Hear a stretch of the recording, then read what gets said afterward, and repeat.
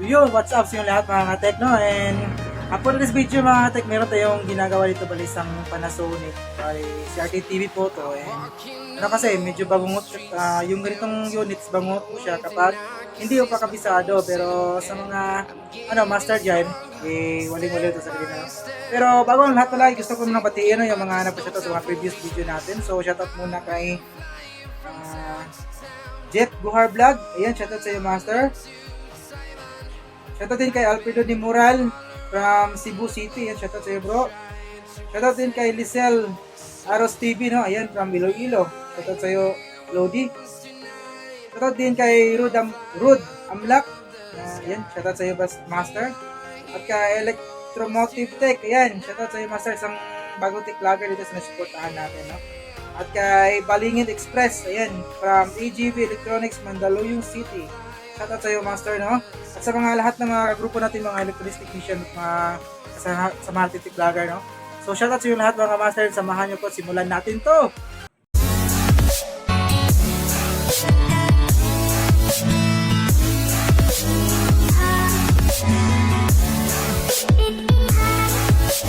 Yan, magandang araw sa inyo lahat mga boss, and welcome back again sa ating channel, no?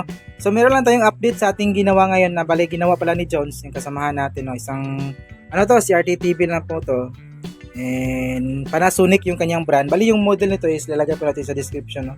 Yung kanyang model. Bali yung story ng unit na to is galing to sa ibang shop, no? Hindi ko lang sabihin, basta shop dito sa lugar namin.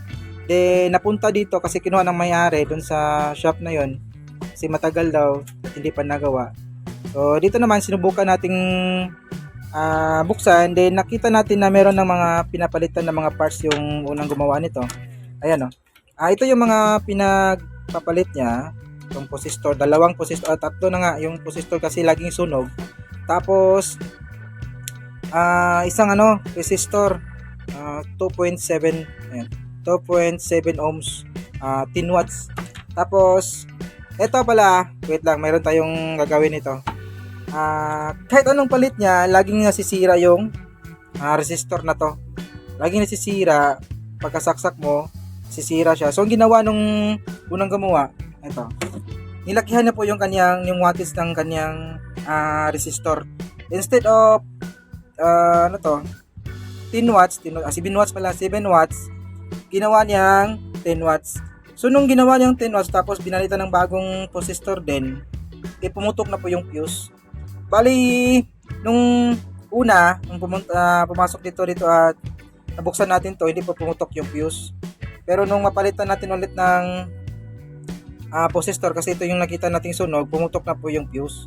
Then sunog na ulit yung resistor natin. So itong mga ganitong problema ng Panasonic is bangongo to kapag hindi mo pa ito nakakabisado. Kasi na-experience natin to dati, tagal natin nakuha yung ganitong trouble. So nung ma-experience natin is may idea na tayo kung ano yung mga posibleng problema pag mga ganong sitwasyon, no? Na pumutok yung fuse, laging sira yung resistor, laging sira yung resistor natin. Ito yung para sa degaussing yan. Tapos itong yung resistor na to, ito yung sisilbing pangalawang fuse ng primary natin. So ang ginawa nating solusyon dyan, sinek natin ang ESR, yung kapasitor. Ito yung problema. Ito yung kapasitor. Ito yung nagiging problema. Ayan. Yung kapasitor, may problema na po yung kapasitor niya. Ayan. Di ba sunog na yung positive side ng paa. Tsaka yung pang B+ natin na kapasitor na yan, normal po yan kasi tinanggal po natin. Okay. So ito yung nakita natin problema, yung filter ng primary. Kung i-check mo to ng ESR, normal yung reading niya. Meron po siyang reading. So hindi mo siya akalain talaga na may problema. Pero nung tinanggal natin, ito yung bumungad sa atin, no?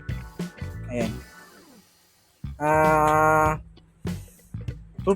Sunog na po yung kanyang kapasitor. Yan yung kanyang main filter kapasitor. So nung mapalitan natin to, ito bago na po to, yan. Bago na po nating palit yan. Then meron pa palang problema nito nung una. Pinalitan din ng diode dito sa may primary, pero hindi kami yung nagpalit, yung unang gumawa. Siguro nasira yun nung unang pagkasira nito. Okay kasi yung regulator nito So nung mapalitan natin ng kapasitor, tapos sinek natin, pinalitan natin ng bagong resistor yan, nagnormal na po ulit yung kanyang unit. So nakuha natin yung trouble na galing sa ibang shop. medyo matagal na kasi to, sabi ng mayari. Tapos kinuha niya, dinala dito, saksak natin. Ayan, wait lang. But, check natin kung wala na bang nakalapat na metal, no? Saksak, oh.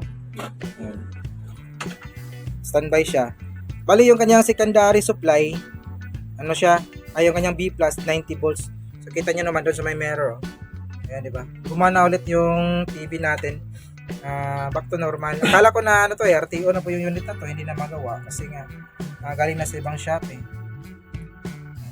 So hindi pala gumagana yung ano, yung pindutan natin. Wait, ayan, gumagana pala. Problema kasi sira yung ano natin, yung antena. Ayan. Ayan.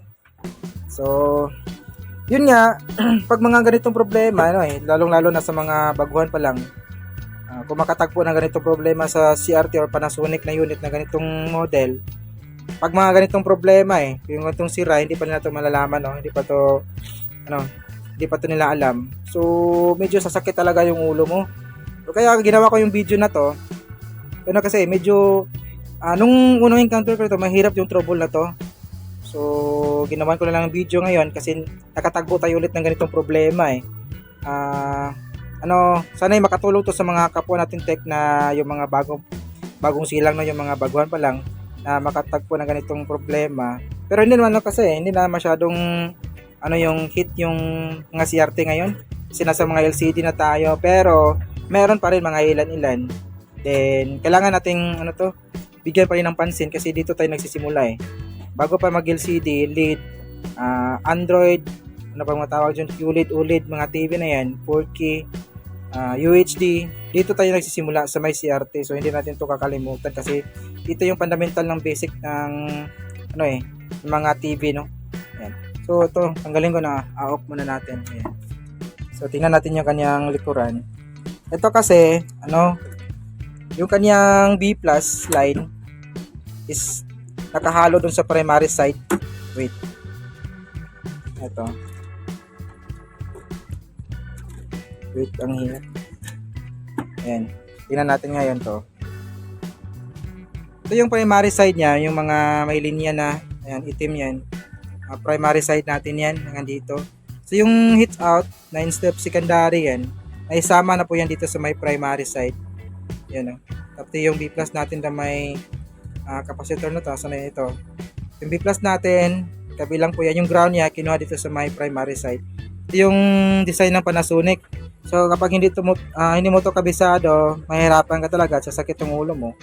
And maisipan mo na lang, pag hindi mo alam yung problema, hindi mo alam yung problema, maisipan mo na lang na isauli sa may-ari, no? Ayan. So ito lang yung gusto kong ibahagi or update sa araw na to.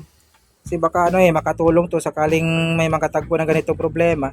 Pero yung mga master na mga technician, alam na to ng ganitong problema kuhang-kuha na nila to. Pero sa mga baguhan, hindi pa talaga to nila alam, no? At sana makatulong yung video natin na to. Kahit na old version na po yung unit natin is kailangan pa natin pahalagahan, no? Kasi meron talaga mga ganitong TV na nire-reserve ng mga may-ari. So pailan-ilan meron lang pumapasok dito sa shop, pero kadalasan talaga mga LED TV at saka LCD. Mga yung bago na yung mga Android at saka Smart TV na, no? So hanggang dito lang yung video natin mga paps. Sana kahit paano may nagpa kay ideas ting ginawa ngayon, no? May God be with us always, and this is your service, Ryan Crossy Tech. See you on the next video. Bye-bye.